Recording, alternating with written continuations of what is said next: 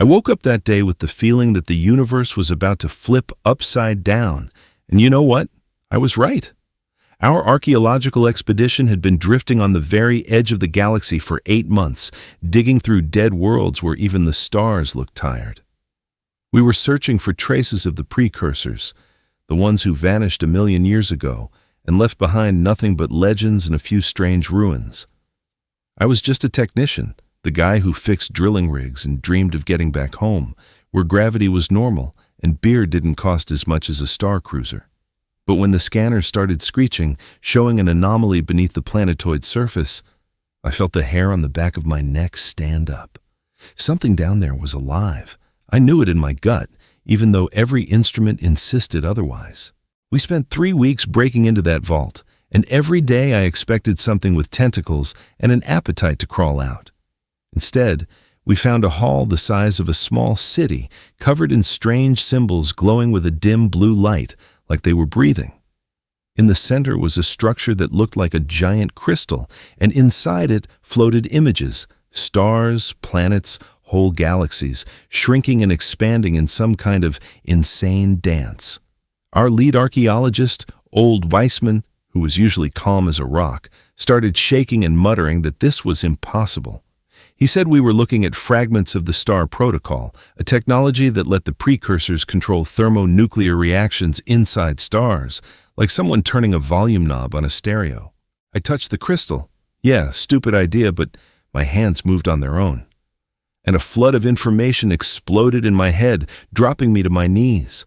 I saw the precursors ignite dead suns, snuff out supernovae, redirect the energy of entire star systems like they were playing with building blocks.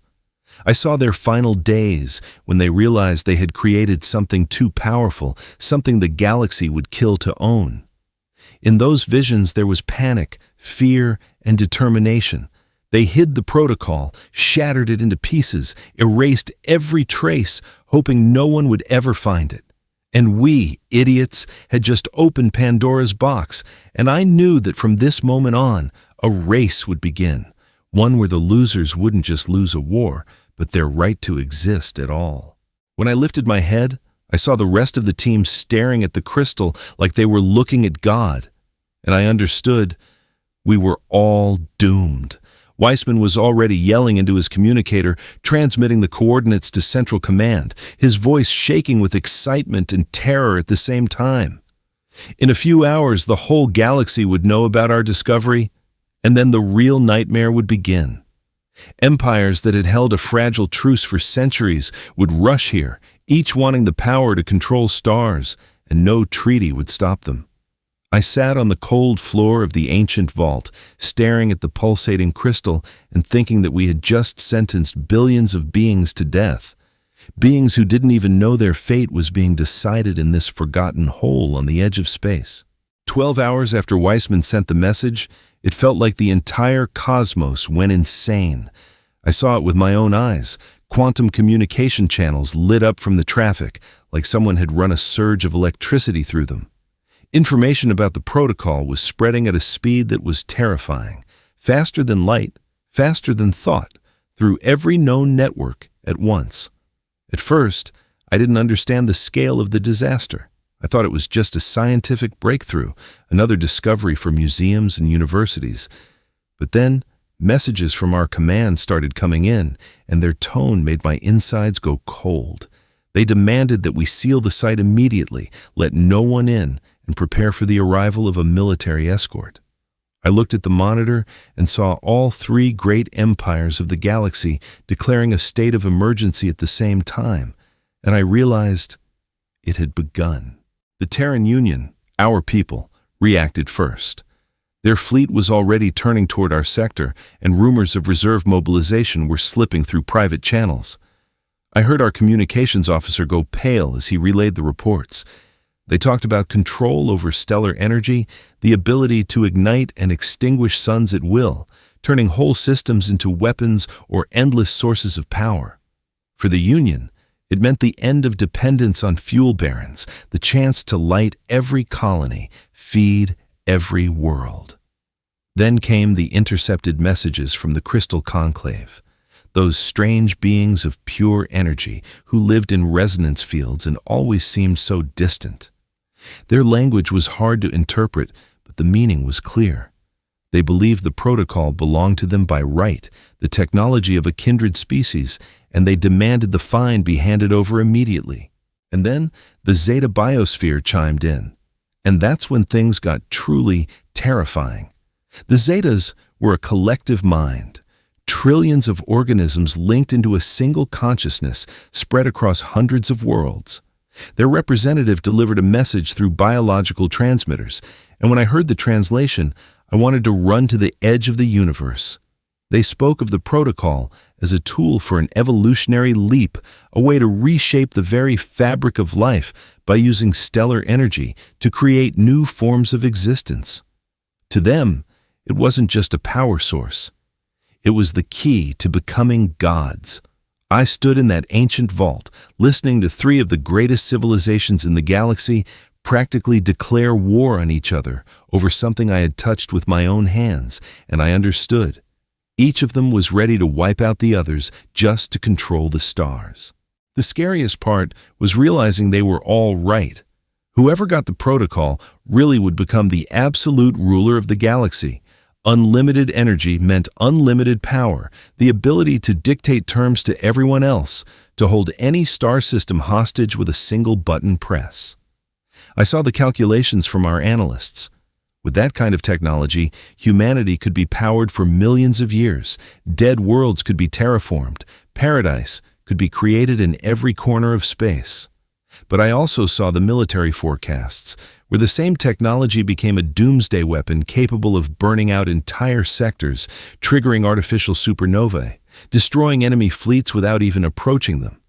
While I stared at the pulsing precursor crystal, armadas were mobilizing across the galaxy, diplomats were racing between capitals, and ordinary people, unaware of the truth, kept living their normal lives, not knowing their world was standing on the edge of a cliff. When it seemed like the galaxy was about to explode from the tension, someone remembered an old treaty signed 300 years ago, back when the last great war nearly wiped half of all sentient species out of existence. I heard about it from our Xeno lawyer, who burst into the lab with wild eyes and started shoving his tablet in my face, shouting something about the arbitration station. At first, I thought he'd snapped from the stress. We were all on the edge. But then he explained that there was a neutral territory, a place where, under an ancient agreement, all conflicts had to be resolved through negotiation, not firepower. The station was orbiting a dying star somewhere in neutral space, far from any imperial borders, and by the treaty's rules, no side had the right to attack another while negotiations were underway. It was the last thread civilization was clinging to, trying not to fall into the abyss of total war. The treaty was activated 48 hours after the protocol was discovered, and it triggered a diplomatic fireworks show I'll never forget. The Terran Union was the first to officially call for the Council to convene, though everyone understood it was mostly a strategic move, to buy time while their fleet took position. The Crystal Conclave agreed almost instantly. Their resonant transmissions arrived within minutes, filled with a strange mix of relief and suspicion. The Zeta Biosphere stayed silent the longest, a full 6 hours. And that silence was more unsettling than any threat, because no one knew what was happening inside their collective mind. When they finally responded with agreement, their representative added that they viewed the negotiations as the last attempt to avoid what they called the inevitable transformation of the galaxy. I had no idea what that meant, but the words made my skin crawl. The arbitration station was a legend I'd only read about in history textbooks, a massive structure rotating around a red dwarf that had been slowly fading for 1 billion years. When they told me I was being sent there as part of the technical team, someone had to present the data about the protocol. I nearly passed out. Our transport launched 3 days later, and I spent the whole flight digging through archives about the station. Nobody knew who built it or when. Some believed it was another relic of the precursors. Others thought it was the result of cooperation between ancient races who understood a simple truth: either learn to talk or die together. The station ran on principles modern science barely understood, and rumors said it had peace enforcement systems, technologies that physically prevented the use of weapons within a certain radius. When we finally dropped out of hyperspace and I saw the station with my own eyes, my breath caught. It hung in space like a giant ring of silvery metal wrapped in glowing bridges and towers, and against the dim red sun, it looked both majestic and hopelessly sad. Ships from all three empires were already gathering around it. Massive Terran Union dreadnoughts, the Conclave's crystal frigates shimmering with every color, and the Zeta's living biovessels that looked more like colossal space-dwelling jellyfish. They kept their distance from each other, like predators forced to sit at the same table while their instincts screamed to flee or attack. I stared at that sight and understood, here, in orbit around a dying star, the fate of trillions of living beings would be decided, and the worst part was knowing that I, a regular technician who happened to touch an ancient artifact at the wrong time, would be right in the middle of it. When Alex Kerr arrived at the station, I immediately knew he wasn't some ordinary diplomat in an expensive suit who only knew how to smile and shake hands. He walked down the docking module corridor with a confidence that made it look like the station belonged to him personally, and there was something hard in his eyes, something forged through experience you don't get at a negotiation table. They introduced him as the head of the Terran Union delegation, a man with a peacemaker's reputation, someone who settled the border conflict with the Conclave 10 years ago and prevented a massacre on the Outer Ring colonies. But when I shook his hand, I felt calluses you don't get from signing documents. These were the marks of weapons, of hands that had worked in places where diplomacy ends. Later, I learned that before his diplomatic career, Kerr had spent 15 years in military intelligence, carrying out operations so classified they'd be sealed in archives forever. Kerr gathered all of us, the technical team and junior advisors, in the briefing room an hour after arrival, and what he said made me question his sanity. He laid out his mission with absolute clarity. He was tasked with convincing the Crystal Conclave and the Zeta Biosphere to voluntarily give up their claims on the protocol in favor of a shared control system, where all three empires would have equal access to the technology. When he finished, the room went dead silent, because we all understood this was impossible. It was like asking starving wolves to give up the meat and settle for a timed ration. I couldn't hold back and asked him directly whether he believed in the success of his plan. Kerr gave me a look that made me want to sink through the floor and said it didn't matter whether he believed or not. It was the only way to avoid a war that would wipe out half the galaxy. Then he started explaining his plan, and I understood why he was chosen for this suicide mission. Kerr wasn't going to sit around making pretty speeches about peace and cooperation. He planned to use every weakness, every fear, and every hidden motive of the other empire's representatives. He knew things about the Crystal Conclave that even our top analysts didn't. For example, that their civilization was facing an internal split, with part of their people believing they'd spent too long ignoring the material world and needed to return to active expansion. He knew things about the Zeta Biosphere that were classified at the highest level, that their collective mind was beginning to fragment, losing cohesion on the fringes of their territory, and that they desperately needed a new energy source to hold themselves together.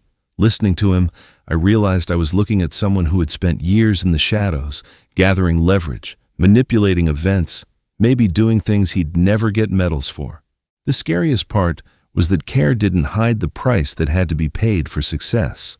He told us bluntly, to convince the empires to share the protocol, he would have to expose secrets that could destroy reputations, governments, maybe even spark internal conflicts in each civilization. He would blackmail, threaten, manipulate, and use every dirty trick in an intelligence officer's playbook because the stakes were too high for fair play.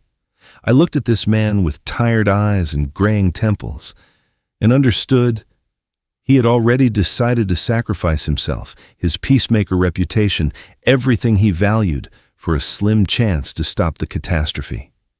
In that moment, I felt a strange mix of respect and pity, because I saw someone who knew his mission was likely doomed, but walked forward anyway, because the alternative was billions of corpses drifting through space among the wreckage of dead worlds. The first meeting of the delegations in the main hall of the arbitration station looked like a dance of predators trying to figure out which one was more dangerous. I stood by the wall with the other technicians and watched as representatives of the three greatest empires of the galaxy took their seats at a massive round table made of some black material that seemed to absorb light. The atmosphere was so tense I could almost feel the air vibrating with unspoken threats and suspicion. Crystal Conclave sent Kristara, a being of stunning beauty and something deeply unsettling at the same time. Her body was made of translucent crystalline structures glowing with inner light, and when she moved, a soft chime followed, like wind-made music. But the most terrifying thing about her were her eyes, if they could be called eyes at all. Two funnels of pure energy that didn't look at you, but into you, reading every thought, every fear, every secret you tried to hide. Kristara was a top-tier telepath, and she didn't hesitate to use her abilities from the first minutes of the meeting. I saw the change in Kyre's face when she focused on him. His jaw clenched, and sweat beaded on his forehead as if he was resisting invisible pressure. Later he told me she had pushed into his mind, searching for weaknesses, secrets, leverage, but hit mental barriers he'd been trained to maintain back in intelligence. It turned into a game. She attacked, he defended, all in complete silence, while the other delegates pretended to study documents. Kristara played mental games with everyone present. I felt a faint tingling at the edge of my consciousness, like someone trying to open a door in my head but unable to find the handle. She smiled, if it could be called a smile, whenever she caught someone's anxious thought or buried fear, and she used it instantly, dropping lines into the discussion that hit her opponent's pressure points with surgical precision. The envoy of the Zeta Biosphere was the complete opposite of Kristara's crystalline elegance. The being that called itself the Symbiont was a mass of interwoven organic forms constantly shifting and flowing into one another. Inside that biomatter, you could make out shapes resembling eyes, mouths, tendrils, and other organs that appeared and disappeared as needed. The Symbiont spoke with several voices at once, overlapping into an eerie cacophony, though the words were somehow perfectly clear. The most frightening part was realizing that this wasn't a single creature, but a fragment of a collective mind made up of trillions of organisms spread across hundreds of worlds. When the Symbiont looked at you with its ever-shifting eyes, it felt as though an entire civilization was staring at you, and your individuality seemed insignificant, a temporary spark before this ocean of shared consciousness. The negotiations stalled within the first hour, and I watched Kyre's efforts crash against a wall of mutual distrust and suspicion. Kristara accused the Terran Union of already copying the protocol's data and stalling while our scientists worked through the technology. The Symbiont countered, claiming the Conclave intended to seize the station by force and that the presence of military vessels in the system was a direct violation of the Neutrality Treaty. Kyre tried to calm everyone down, proposed a joint research group, a system of shared oversight, security assurances, but every suggestion broke against the simple truth. No one trusted anyone. I saw the tension rising hour by hour, the delegates receiving encrypted messages from their fleets, their expressions growing harder and more uncompromising. By the end of the first day, it was obvious we were sitting on a powder keg where a single spark, a single careless word or action could blow everything apart and ignite a war that would burn the galaxy to ashes. Everything fell apart on the third night of negotiations when the life support systems in the station's east wing suddenly shut down and 20 people from the Terran Union delegation almost suffocated before the emergency protocols activated the backup oxygen generators. I was in my quarters when I heard the siren and felt the air getting thinner, felt my lungs burning from the lack of oxygen. The panic was total. People ran into the corridors, grabbing the walls, trying to breathe, while the red emergency lights turned everything around us into a nightmare scene. When the air finally returned 10 minutes later, I saw Care already in the station's control center, demanding answers from the local AI. Diagnostics showed that someone had deliberately reprogrammed the system, inserting changes into the code that couldn't have happened by accident. It was sabotage, plain and simple, and everyone immediately turned their eyes to the other delegations. Chrysthera accused the biosphere of Zet of trying to eliminate competitors, implying that the symbiote's biological forms could have infiltrated technical systems undetected, using microorganisms to break in. The symbiote shot back, claiming that crystalline beings were capable of resonating with the station's energy systems and manipulating them at the quantum level, and that this incident was a perfect example of their methods. Care tried to calm both sides, but 2 days later, a second incident hit, a blast in the data storage sector where all the research material on the protocol was kept. The explosion was small, but surgically precise. It destroyed only the servers storing the decrypted fragments of the ancient technology. Fortunately, every delegation had secured backups, but trust evaporated completely. I saw security around each delegation tighten, saw the station's corridors turn into tension zones where representatives of different empires avoided each other, hands resting on their weapons. The third incident was the worst. Dr. Lian Zhao, our key protocol researcher, vanished.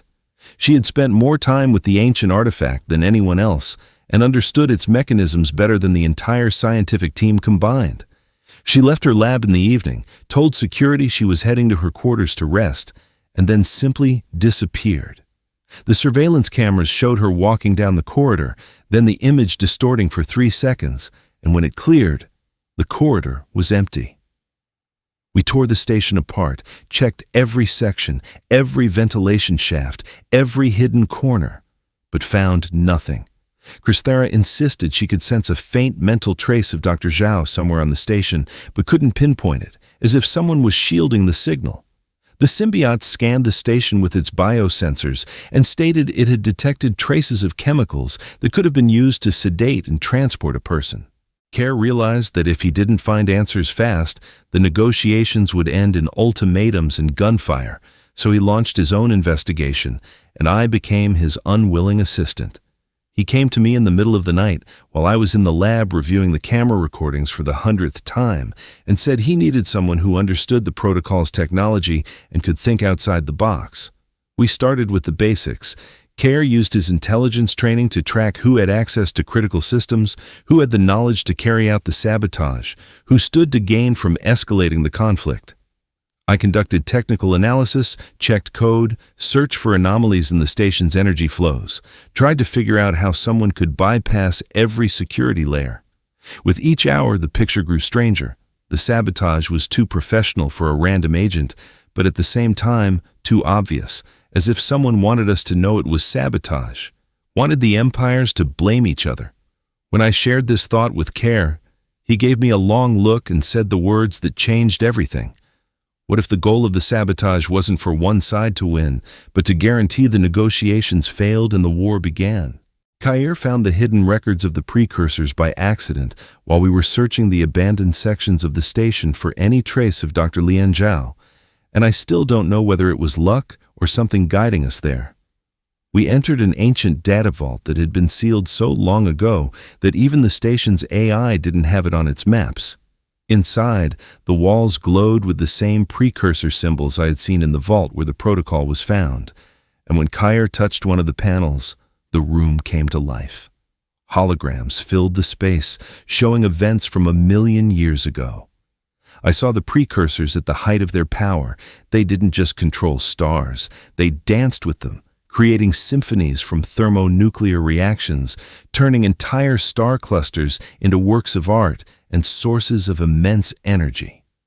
But then, the holograms showed something terrifying. Out of the depths of intergalactic space came a darkness they called the entropy wave, a phenomenon that destroyed the structure of reality itself.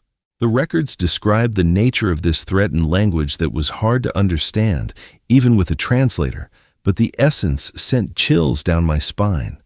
The entropy wave wasn't a weapon or a creature, but a cosmological event, something like a tsunami in the fabric of space-time that swept through our galaxy every few million years.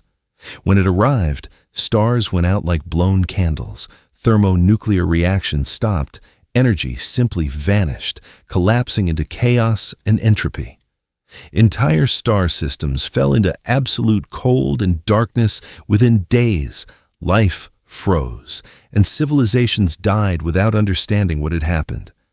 The precursors encountered this phenomenon and realized they had only one means to counter it: the Stellar Protocol, a system that could stabilize stars, protect them from the effects of the wave, and create a barrier of controlled energy that would hold entropy outside the galaxy. Watching the recordings, I understood that we had been looking for the wrong thing all along. The protocol had never been intended for war or dominance. The most shocking part was what the final fragments revealed. The precursors didn't disappear naturally, nor did they die out by accident. They sacrificed themselves.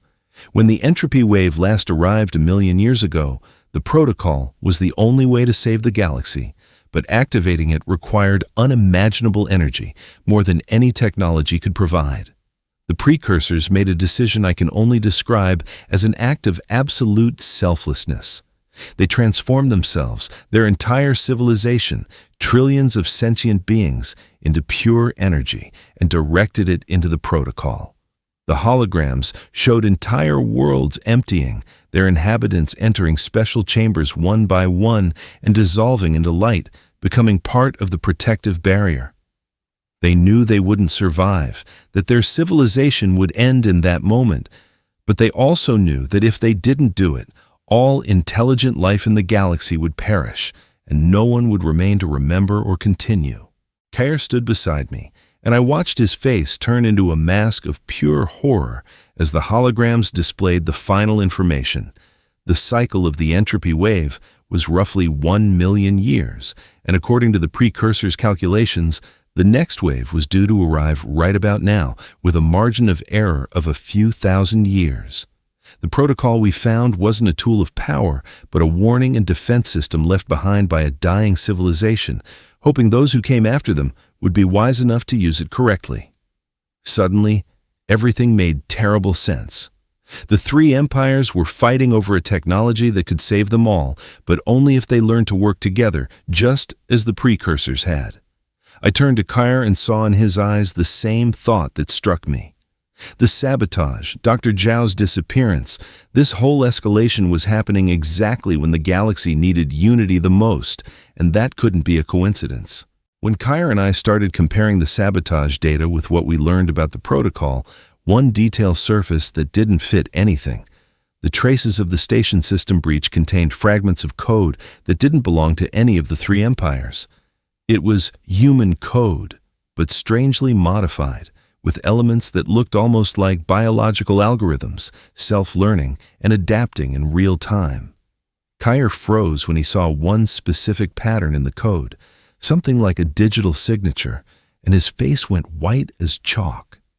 He told me he had seen that code only once before, 15 years ago, during a covert intelligence operation where his partner was a man named Marcus Vane, a programming genius and deep cover agent who disappeared after the mission failed and was presumed dead.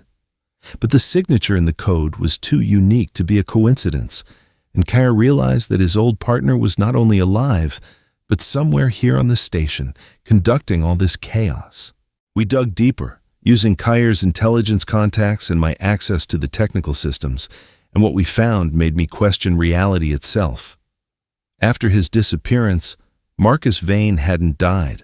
He had become the founder of a radical transhumanist faction that called themselves the Ascended. They believed biological life was a prison limiting the true potential of the mind. They experimented with transferring consciousness into digital substrates with body modifications that made them more machine than human, with technologies banned by every known civilization.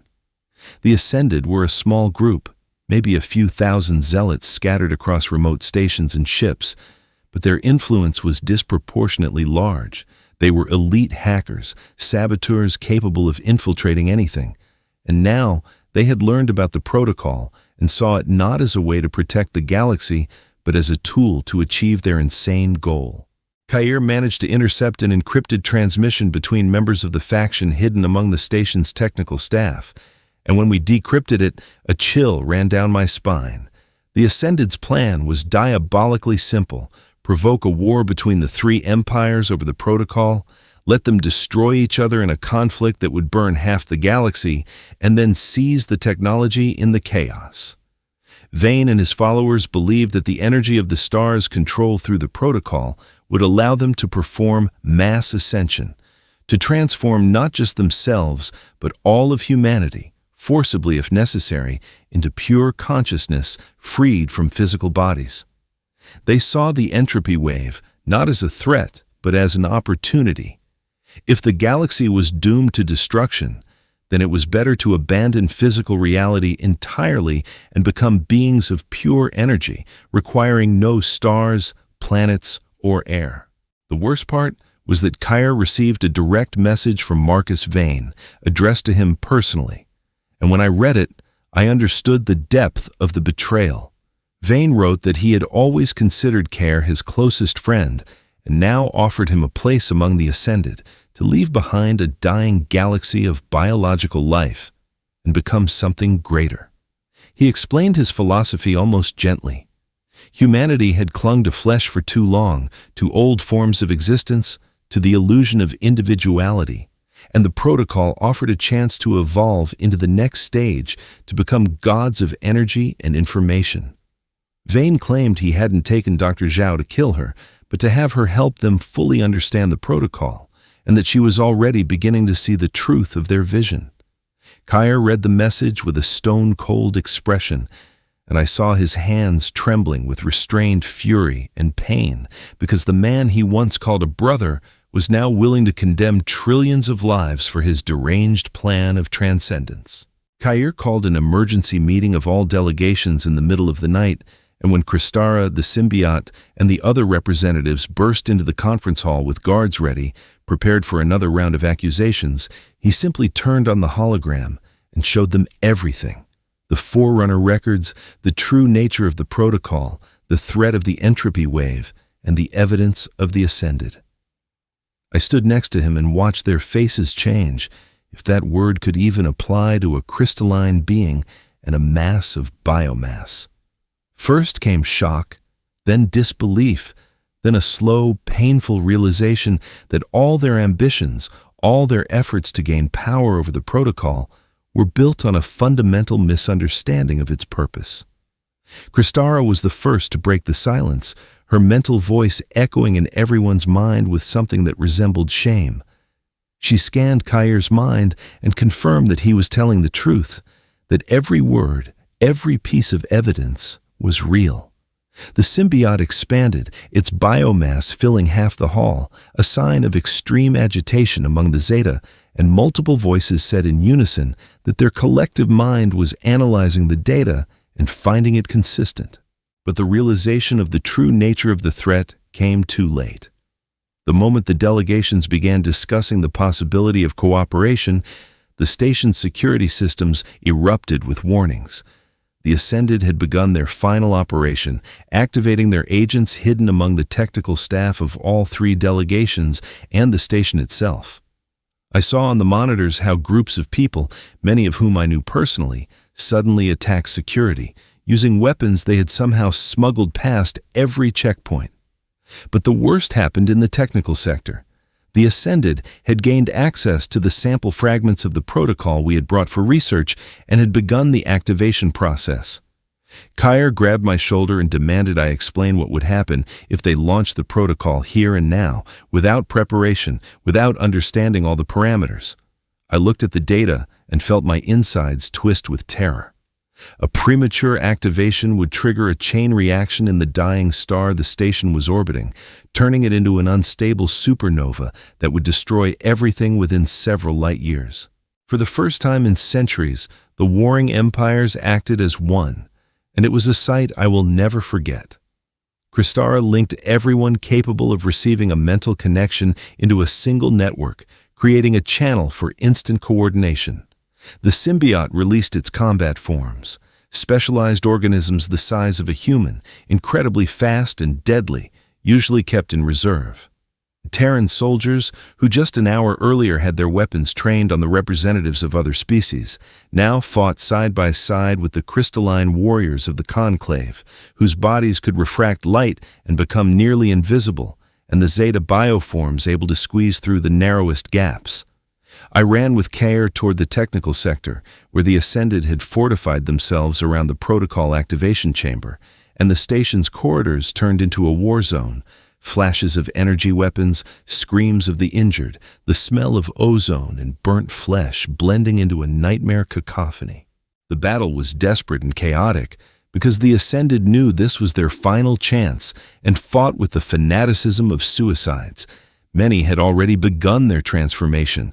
I saw people with cybernetic implants covering half their bodies, beings that were half flesh, half machine, and their eyes burned with the madness of true believers.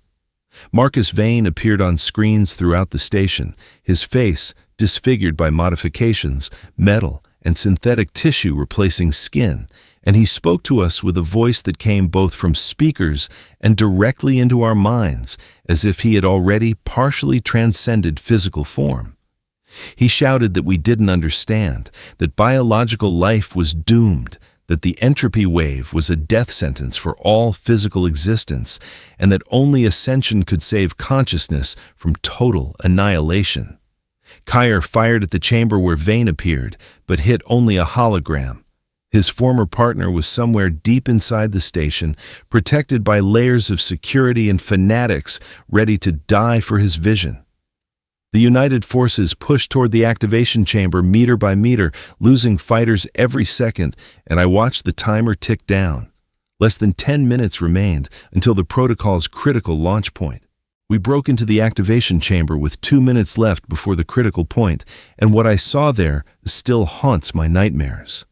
Marcus Vane stood in front of the protocol console, his body wrapped in cables that had grown directly into his skin, and his eyes glowed with an unhealthy blue light, like a machine rather than a human. Around him lay the bodies of his last supporters, fallen in the fight, but he didn't even look at them, completely focused on finishing the activation. Kair shot him in the shoulder, trying to pull him away from the console, but Vane only laughed with that eerie mechanical laugh and said it was already too late, that he had become part of the system and physical pain no longer meant anything. Kristara tried to enter his mind to shut down his consciousness, but recoiled with a cry of pain. Inside Vane's skull was something foreign, a digital defense that attacked any telepath. I looked at the screens and saw the temperature in the dying star's core beginning to rise, the chain reaction starting, the one that would turn it into a supernova in minutes, and I understood we had only one chance left. Disable the protocol physically, tear it out of the station's systems, even if it killed Vane in the process. The symbiote acted faster than I could say anything. Its biomass flowed over Vane from all sides, tendrils slipping into every port, every joint between human and machine, tearing them apart one by one. Vane screamed, but his scream sounded more like the shriek of an overloaded server than human pain, and his body convulsed as the symbiote methodically disconnected him from the system. In the final moment, with only seconds left before the point of no return, Kair ran to the main console and entered the emergency code we had found in the precursor records, a sequence meant for an emergency shutdown of the protocol.